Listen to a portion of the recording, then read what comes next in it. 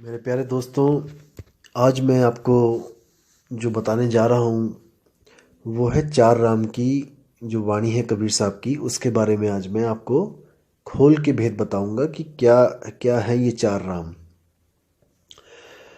और उससे पहले मैं आपको बता दूं कि मुझे काफ़ी ईमेल्स आ रही हैं जो सुन से कैसे ये दुनिया प्रकट होती है और सुन कैसे प्रकट होता है, ये कौन सी भूल है जिससे ये सुन्न बन गया। ये सब मैं आपको ज़रूर बताऊंगा दोस्तों, हर एक चीज़ क्लियर करूंगा।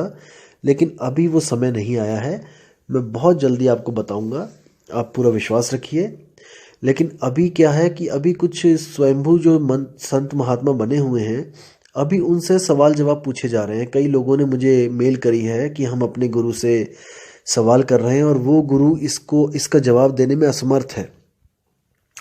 वो गुरु उनको ये नहीं बता पा रहा है कि ये सुन कैसे प्रकट हो गया। जब आत्मा ही आत्मा थी शुरू में, आत्मा ही आदि और आत्मा ही अंत है, तो ये सुन कहाँ से आ गया? आत्मा से ये कैसे भूल हो गई कि उसने सुन पैदा कर दिया और सुन से आगे चेतनाओं का तंत्र बना और फिर ये दुनिया पैदा हो गई, शरीर पैदा हो गई। ये सब भूल कैसे हुई है, इसका उनको जवाब नहीं मिल रहा है दोस्तों। और मैं चाहता हूं कि अभी वो उलझे थोड़ा सा, और अभी उनके पास जवाब नहीं है तो अभी वो बहाने बनाएंगे कि कोई ये ऑटोमेटिकली होता है या ये कोई नियम है, कानून है, ये कोई अखंड नियम है। ऐसे डायलॉग ये मारने दो इनको।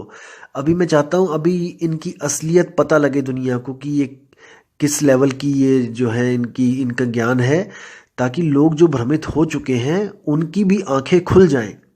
जो इनके पीछे लग गए हैं गलती से, जो भूल से इनके पीछे लग गए हैं, उनकी भी आंखें खुले, इनसे सवाल जवाब हो। मैं अभी ये चाहता हूं, इसलिए अभी मैं इसका उत्तर नहीं दूंगा आपको, लेकिन आप यकीन रखना कि बहुत जल्दी इसका मैं उत्तर दूंगा आपको।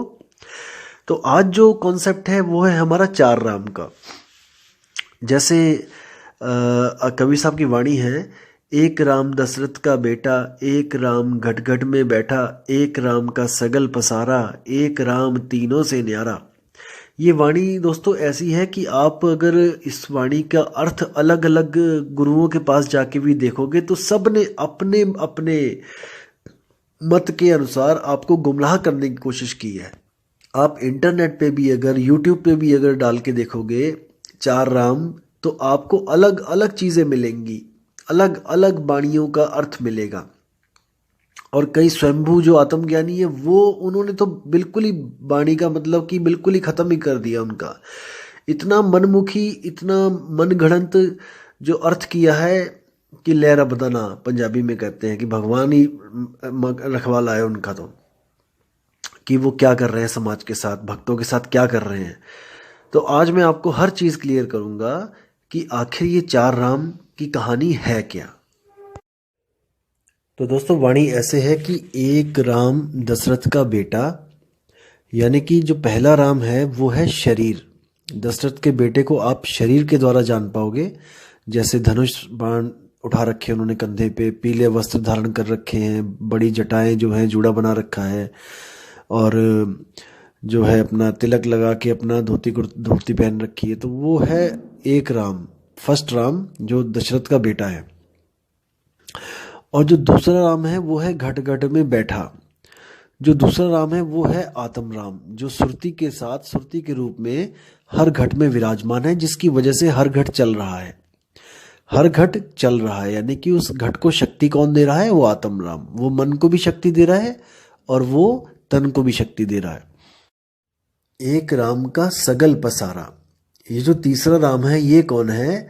इसी को हम मन राम कहते हैं, इसी को हम ब्रह्म राम कहते हैं, इसी को हम निरंजन राम कहते हैं, जिसका ये सकल पसारा है। सकल यानी कि सारी सृष्टि जितनी भी है, जितने भी अनंत लाख लोक, अनंत करोड़ों जो लोक हैं, जितने भी लोक हैं, वो सब इसी का पसारा है। यही वो मन है जो सूक्ष्म से सूक्ष्म भी है और विराट से विराट भी है। तो इसी जो तीसरे राम का सकल पसारा है, इसी को हम कहते हैं ब्रह्म। सुन, हर जगह ये, हर लोक में आपको ये मिलेगा। ऐसा कोई लोक नहीं जहां पे ये आपको नहीं मिलेगा, क्योंकि सारे शरीर और सारे लोक इसी के द्वारा प्रकट हुए हैं और यही इन सब लोकों का राजा है। और जो चौथा राम है वो कौन है? चौथा राम इन तीनों से न्यारा, वो है परमात्म राम। वो इन तीनों से न्यारा इसलिए है क्योंकि वो ना तो शरीर है, ना ही वो सुरती है, और ना ही वो मन है। इन तीनों से न्यारा जो है वो है परमात्म राम, जिसने सृष्टि नहीं बनाई है, जो इन तीनों से ही अलग रहता है। वो क्या करता है, वो केवल और केवल तब आता है इस दुनिया में हमें समझाने के लिए कि अगर आप भी सृष्टि से बाहर निकलना चाहते हो, जो आपने भूल करी है सृष्टि बनाने की, अगर आप इसको ख़त्म करना चाहते हो अपनी भूल को, तो मैं आपको उस भूल की औषधि दे सकता हूँ। यानी कि आपकी बीमारी की जो है मैं उसकी दवाई दे सकता हूँ। अगर आप उसको लोगे दवाई को, तो आप भी इस जन्म मरण से, इस सृष्टि से बाहर आ सकते हो।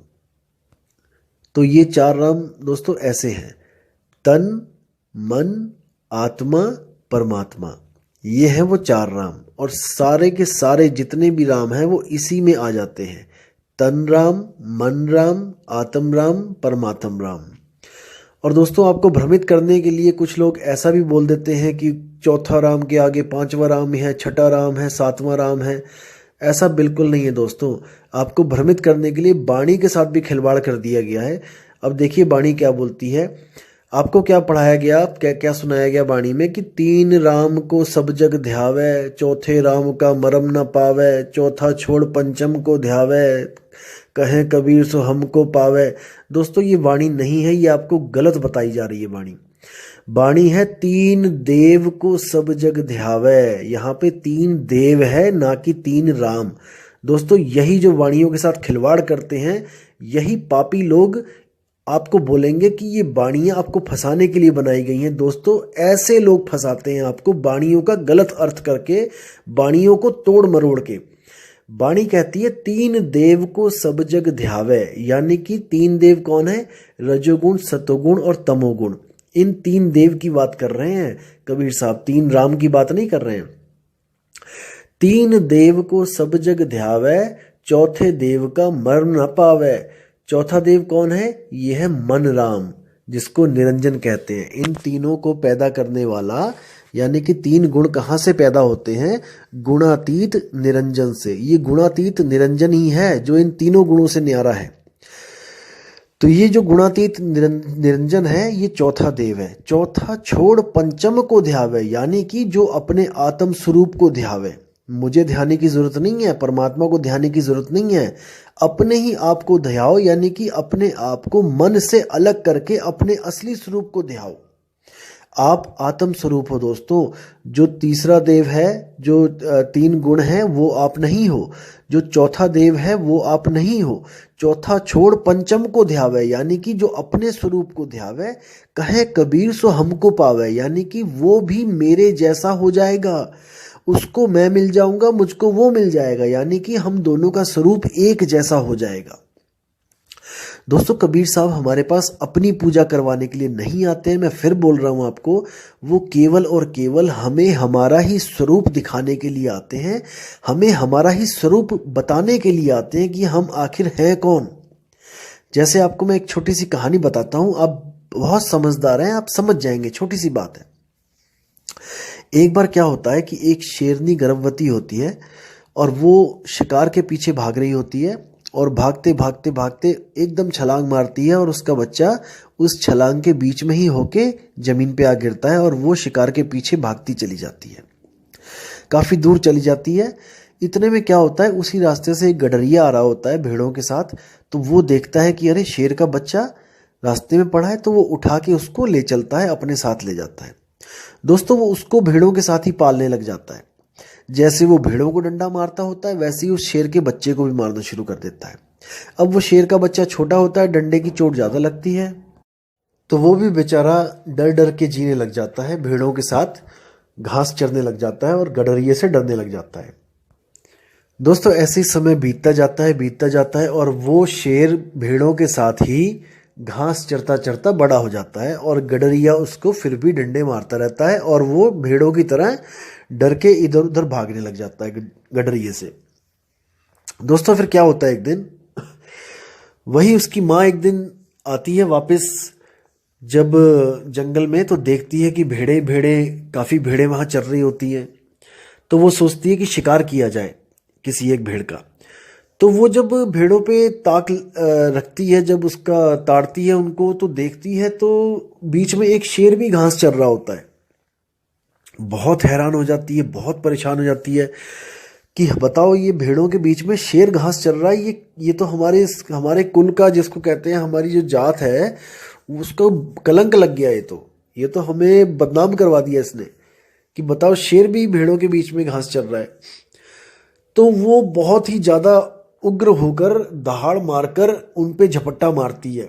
सब भेड़ें तितर बितर हो जाती हैं, गडरिया भाग जाता है और वो भेड़ों को ना पकड़ के उस शेर को दबोचती है और शेर को दबोच के कहती है कि तू इन भेड़ों के साथ क्या कर रहा है।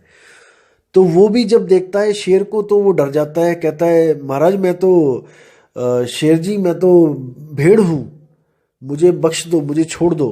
तो वो कहती है तू भेड़ नहीं है, तू शेर है। तो वो कहता है नहीं नहीं, मैं भेड़ हूँ, मैं तो घास खाने वाला भेड़ हूँ। वो कहती है तू ऐसे नहीं मानेगा। तो वो उसको लेके जाती है नदी के किनारे। तो उसमें वो कहती है उसको, अपनी शक्ल देख, इस पानी में अपनी शक्ल देख। तो जैसे आपको पता है कि बिल्ली हो गई, शेर हो गए, ये सब पानी पीते हुए हमेशा आंखें बंद कर लेते हैं, इसलिए इनको कभी भी अपने स्वरूप का ज्ञान नहीं हो पाता है। तो शेर जैसे ही देखता है पानी में, तो उसको शेर का चेहरा दिखाई देता है। तो वो कहता है कि शेर जी ये तो आप हो, आपका चेहरा दिखाई दे रहा है इसमें, क्योंकि उसने अपना चेहरा तो देखा नहीं होता कभी। तो वो कहती है ये तेरा चेहरा है। वो कहता नहीं नहीं, ये आपके जैसा लग रहा है, आप बिल्कुल आपके जैसा है, ये आप हो। वो कहती है अच्छा। तो वो भी आ जाती है पानी के सामने और दोनों चेहरे दिखाई देते हैं जब उसको। तो वो बड़ा हैरान परेशान हो जाता है। वो कहता है अरे, ये तो आप मेरे जैसे और मैं आपके जैसा दिखाई दे रहा हूँ बिल्कुल, यानी कि मैं भेड़ नहीं हूँ, मैं शेर हूँ। वो कहती है मैं यही तो तुझे समझा रही हूँ इतनी देर से कि तू भेड़ नहीं है, तू शेर है और तू घास खा रहा है, शर्म कर। तो वो कहता है और वो गडरिया, तो कहती है वो देखा नहीं मैंने दहाड़ मारी तो कैसे भाग गया। तो कहता है कि वो गडरिया जो रोज मुझे मारता है, कि वो मुझसे डर सकता है क्या, मैं उसको डरा सकता हूँ क्या। वो कहती तू बिल्कुल डरा सकता है, लेकिन तुझे अपना मूल शब्द याद करना पड़ेगा, मैं तुझे वो मूल शब्द देती हूँ।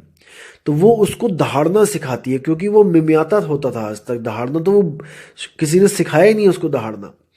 तो जब वो उसको दहाड़ना सिखाती है तब वो भी दहाड़ने लग जाता है। और जब वो दहाड़ता है तो उसको एक अलग अनुभूति होती है कि मैं असल में एक शेर हूं। तब वो क्या कहता है, अच्छा अब मैं जाता हूं और मैं अब गडरिये को देखता हूं कहां पे है वो, जिसने मुझे आज तक गुलाम बना के रखा। तो जैसे ही वो जाता है शेर अकेला वहां पे, तो गडरिया देखता है, वो पहचान जाता है, कहता है ये तो अपना वाला ही शेर है। तो वो कहता है चलो शुक्र है दूसरा वाला शेर नहीं आया, ये तो हमारे वाला ही है, ये तो डंडे खा खा के ये तो भेड़ बना रखा है मैंने। तो जैसे ही वो जाता है वहां पर, तो गडरिया फिर डंडा लेके आके उसको काबू में करने के लिए आता है। जैसे ही तो वो एक दहाड़ मारता है, तो गडरिया दहाड़ सुनते ही फिर से दोबारा भागने लग जाता है और क्या बोलता है कि अरे बाप रे, इसने अपने स्वरूप को प्राप्त कर लिया है, ये जान चुका है कि ये शेर है, अब मेरी दाल इसके आगे नहीं गलेगी, अब इस पे मेरा जोर नहीं चलेगा, क्योंकि इसने अपने खोए हुए स्वरूप को प्राप्त कर लिया है। दोस्तों बिल्कुल यही वो कहानी है जो हमारे साथ बीती जा रही है। हम असल में शेर हैं, लेकिन हम भेड़ों के साथ रहते हैं और हम इंद्री रूपी भेड़ों के साथ रह रहे हैं और घास रूपी हम जो है विषय खा रहे हैं, विषयों को हम भोग रहे हैं घास रूपी। असल में हमारा जो आहार है वो हमारा कुछ और है, हमारा स्वरूप है वो हमारा कुछ और है, हमारी जो जात है वो हमारी कुछ और है। हम इन नकली जात पात में, इन नकली इंद्रियों के सुखों में हम भटक रहे हैं। असल में हमारा स्वरूप शब्द स्वरूपी है, यानी कि हम आत्म स्वरूपी हैं, लेकिन हम गलती से अपने आप को मन समझ रहे हैं। वो गडरिया ही मन है जो आत्मा रूपी इस शेर को, जिसने भेड़ बना के रखा हुआ है। जब हम अपने स्वरूप को प्राप्त कर लेते हैं तो ये गडरिया हमसे आगे आगे भागा फिरता है, हमें सलाम ठोकता है। जैसे कबीर साहब ने कहा है कि जब कोई भी जीव को सतनाम मिल जाएगा तो काल माथा नवाएगा। जही विधि सार शब्द गहे हाथा, तही विधि काल नवावे माथा। यानी कि ये मन आपको तब तक डरा सकता है जब तक आपको अपना निज स्वरूप प्राप्त नहीं हो गया। जिस दिन आपको अपना निज स्वरूप प्राप्त हो गया, ये मन आपसे डरता फिरेगा, आपसे आपके आगे आगे भागा फिरेगा, आपके आगे ये सिर नहीं उठा पाएगा। और अंत समय में आप इसको ऐसे छोड़ के चले जाओगे जैसे केचुली को सांप छोड़ के चला जाता है। यानी वो यहीं पे मृत हो जाएगा, मर जाएगा, खत्म हो जाएगा। उसकी कहानी यहीं पे खत्म हो जाएगी। जैसे इसको शुरू किया था वैसे ही इसको मार दिया जाएगा। और याद रखना दोस्तों, जो कई बारी सवाल जो आ रहा है कि चेतना और जो एनर्जी है उसमें क्या फ़र्क है, जैसे मशीनों में एनर्जी होती है, तो गलती से आप लोग इसको चेतना समझ रहे हो। दोस्तों, चेतना अलग चीज़ होती है और एनर्जी अलग चीज़ होती है। इलेक्ट्रॉन प्रोटॉन की जो एनर्जी है वो अलग चीज़ है। वो मैकेनिकल और केमिकल एनर्जी है, वो अलग है। इलेक्ट्रॉनिक एनर्जी वो अलग है। जो हमारी चेतना है वो अलग है। जो इलेक्ट्रॉनिक और मैकेनिकल एनर्जी है ये जीवित नहीं है, और जो हमारी चेतना है वो जीवित है। इलेक्ट्रॉनिकल एनर्जी आप कितनी भी यूज़ कर लो, आप इस मुर्दा शरीर को चला नहीं सकते। इतना समझो, मुर्दा शरीर में भी इलेक्ट्रॉन और प्रोटॉन है, क्योंकि ये कण कण से बना है और हर कण में इलेक्ट्रॉन, प्रोटॉन, न्यूट्रॉन शामिल है। लेकिन ये मुर्दे को उठा नहीं सकते, एनर्जी भरपूर होती हुई भी। इस मुर्दे को उठाने के लिए चेतना की जरूरत पड़ती है। आप चेतना और एनर्जी को मिस इंटरप्रिएट कर रहे हैं। दोस्तों, इलेक्ट्रॉनिक की जो एनर्जी है वो चेतन नहीं है, वो चेतन नहीं है। जैसे आपने मान के चलो कि गली में 4 कुत्ते हैं और आपने एक रोबोट छोड़ दिया वहाँ पे कुत्तों के बीच में, तो कुत्ते उसको जितना मर्जी काटेंगे, उसको कोई दुख नहीं होगा, दर्द नहीं होगा, और वो दोबारा अगर आप उसी गली में उस रोबोट को छोड़ोगे तो वो फिर चला जाएगा उन्हीं कुत्तों के बीच में। जबकि एक इंसान की जो चेतना होती है वो रोबोट की चेतना से बिल्कुल अलग होती है, चाहे कितने भी सेंसर क्यों ना लगे हो रोबोट में। इंसान का क्या है, इंसान में जो चेतना होती है, जो आत्मा की वजह से है, वो उसको, अगर उसको पता लग जाए कि इस गली में 4 कुत्ते हैं, जाके जैसे एक बार कुत्तों ने काट लिया उसको, तो दूसरी बार उसकी हिम्मत नहीं पड़ेगी वहां जाने की। ये होती है चेतना, यानी कि चेत जाना। एक मशीन नहीं चेत सकती है, ये इंसान चेतता है। इंसान की जो चेतना होती है वो इससे खबरदार करती है, और जिस गली में उसके साथ ऐसा हो गया होता, अगली बार वहां जाने की हिम्मत भी नहीं करती है। और कई लोग कहते हैं कि अगर ऐसी मुक्ति मिली हमें कि हमने शब्द को प्राप्त कर लिया, तो क्या गारंटी है कि दोबारा नहीं आएंगे। दोस्तों, यही गारंटी है, क्योंकि वो चेतना कोई इलेक्ट्रॉनिक चेतना नहीं है, वो जीवित चेतना है। वो कभी भी किसी चीज को भूलती नहीं है। बस क्या है कि जैसे ही उसको पता लगेगा कि मैं अब यहाँ से मुक्त हो गई हूँ और मैं अब जन्म मरण से मुक्त हो चुकी हूँ, दोबारा कभी वो गलती करने की हिम्मत भी नहीं करेगी। ये उसमें खासियत है कि दूध का जला छाछ भी फूक फूक के पीता है। इसी तरह वो चेतना को भी हमेशा चेतन रहेगी कि मुझसे एक बार गलती हुई थी, मैंने अब दोबारा ये गलती कभी नहीं करनी है। एक बार तो बड़ी मुश्किल से जान छूटी है मेरी। दोस्तों, वो गलती से भी कभी दोबारा इस ब्रह्म को पैदा करने की गलती नहीं करेगी। ये लिख के ले लो, गारंटेड है। क्या कुछ नहीं कर रहे हैं हम मुक्ति के लिए, और अगर हमें मुक्ति मिल जाए तो हम दोबारा क्या इस जेल में आएंगे।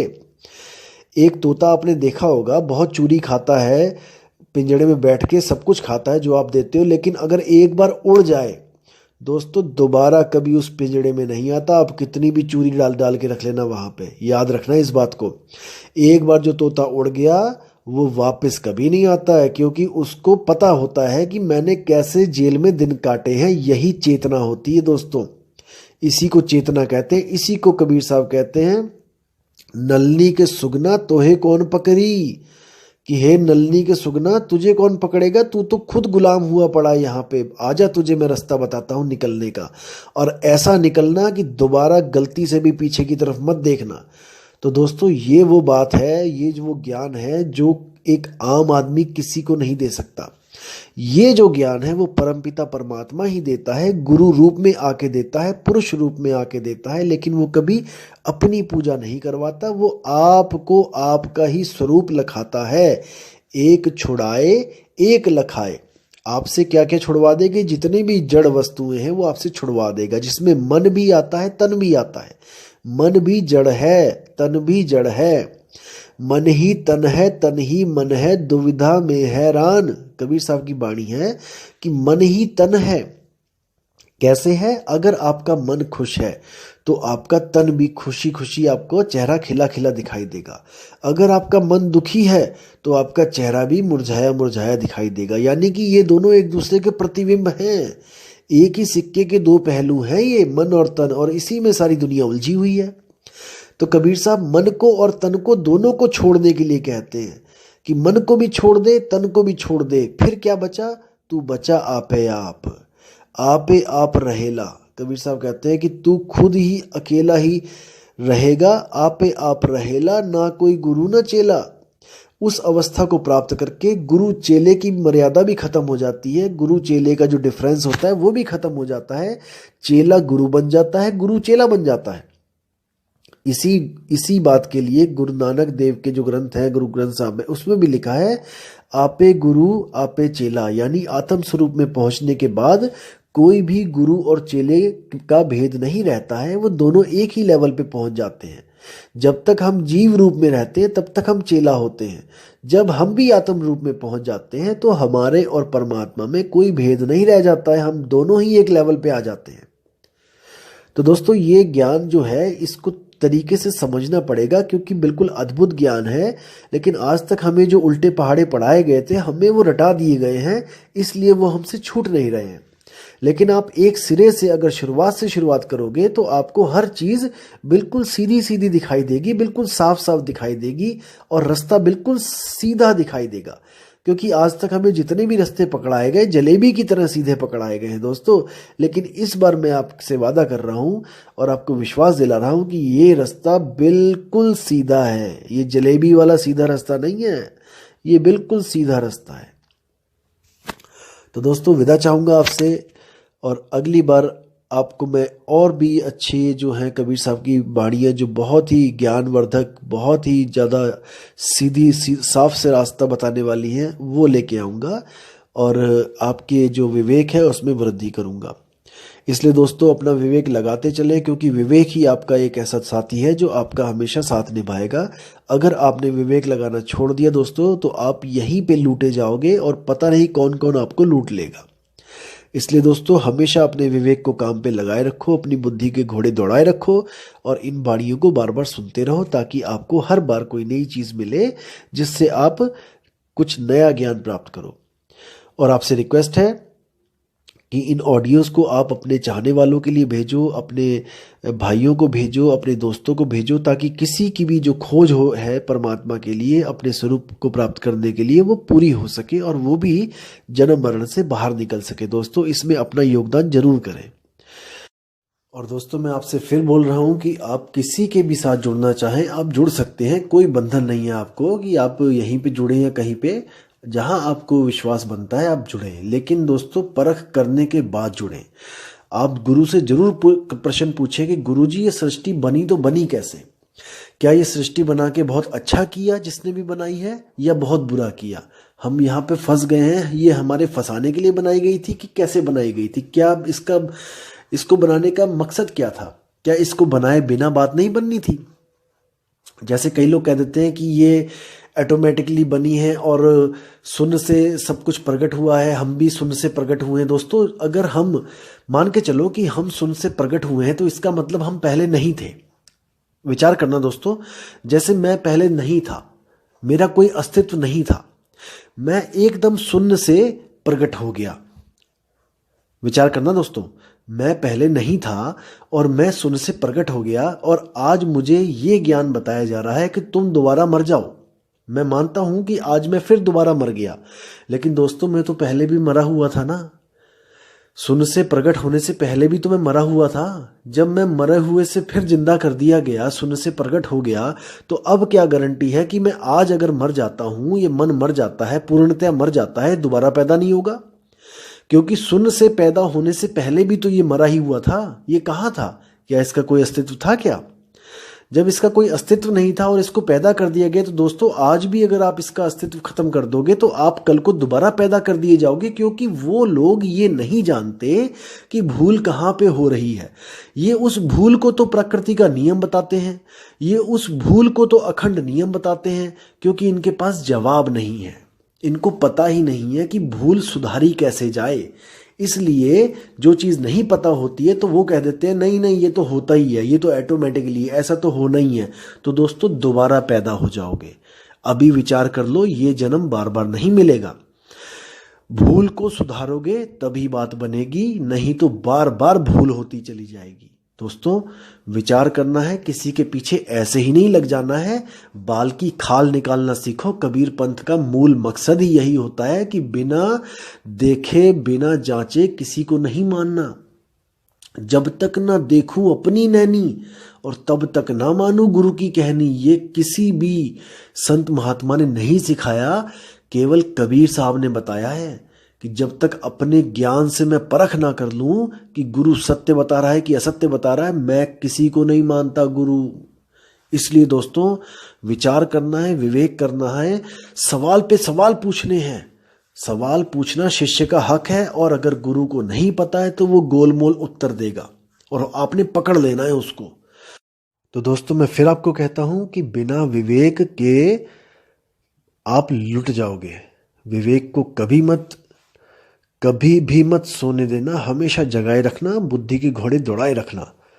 तो इसी के साथ दोस्तों मैं आपसे विदा लेता हूं, और बहुत ही जल्दी आपको अगली ऑडियो के साथ में आऊँगा, जिसमें मैं सारा क्लियर करूँगा कि शरीरों के कितने गुण होते हैं और आत्मा के क्या गुण होते हैं। जैसे कई लोगों ने आजकल डायलॉग ये रट लिया है कि यहाँ पे 5 शरीर में रहोगे तो 5 गुण मिलेंगे, काम क्रोध लोभ मोह अहंकार। आगे ऊपर आत्मा में चले जाओगे तो नूरी तत्व में चले जाओगे तो 16 मिल जाएंगे, आगे चले जाओगे 64 मिल जाएंगे, आगे चले जाओगे उसके डबल बता देंगे। अरे दोस्तों ये ऐसा नहीं होता है।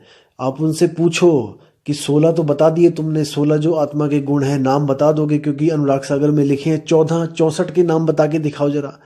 64 के बाद जरा 108 के नाम बता के दिखाओ जरा। आप नाम तो बताओ ना। आप ऐसे गिनती गिनाते चले जाओगे, उसका तो अंत ही कोई नहीं है भाई। अगर आप गिनती गिनाते चले जाओगे उसका तो कोई अंत नहीं है कि 16 के ऊपर जाओगे 64 हो जाएगा, 64 के ऊपर चले जाओगे 100 कुछ हो जाएगा, फिर 205 हो जाएगा, फिर 8000 हो जाएगा। दोस्तों नाम तो बताओ, इनको बोलो, इन लोगों से पूछो। आप जो ये गुरु बैठे हुए हैं इनसे पूछो आपकी कौन कौन से गुण होते हैं, जरा हमें बताओ। 25 प्रकृतियां होती हैं, 26वीं बताओ, 26वीं कौन सी होती है बताओ जरा। तो दोस्तों ये गिनतियां गिनना सीख गए हैं और बस गिनतियों में आपको उलझा लेते हैं कि अनंत लोक हैं और इतने लोग हैं। अरे नाम तो बताओ, 100 के तो नाम बता दो। अनंत पुरुष है, तुम 10 के तो नाम बता दो। बताओ जरा कौन कौन से पुरुष किस किस लोक में बैठे हुए हैं। तो दोस्तों ऐसे भ्रमित आपको करने वाले हजारों लाखों मिलेंगे, लेकिन आपने ऐसे भ्रमित नहीं होना है। अगली वीडियो में मैं आपको ये बताऊंगा कि ब्रह्म ज्ञानी और आत्मज्ञानी में फर्क क्या होता है, और ब्रह्म ज्ञानियों को क्या सिद्धियां मिलती हैं और आत्मज्ञानी के पास कौन सी सिद्धि होती है। ये जितने भी आत्मज्ञानी लोग कह रहे हैं कि मुझे अनंत लोग दिखाई दे रहे हैं, ये सब झूठ बोलते हैं। आत्मज्ञानी के पास क्या क्या असल में क्या वस्तुएं होती है, मैं आपको अगली ऑडियो में एक एक चीज क्लियर करके बताऊंगा। तो दोस्तों आपसे विदा चाहूंगा अब, और आप विवेक लगाते रहिए दोस्तों, बार बार ऑडियो सुनते रहिए ताकि आपको हर चीज़ समझ में आती रहे। तो इसी के साथ मैं विदा चाहूंगा दोस्तों। जय गुरु बंदी छोड़ कबीर साहिब, जय गुरु बंदी छोड़ मदन साहिब, जय जय गुरु बंदी छोड़ वैराग साहिब की सदा ही जय हो। साहिब बंदगी सतनाम।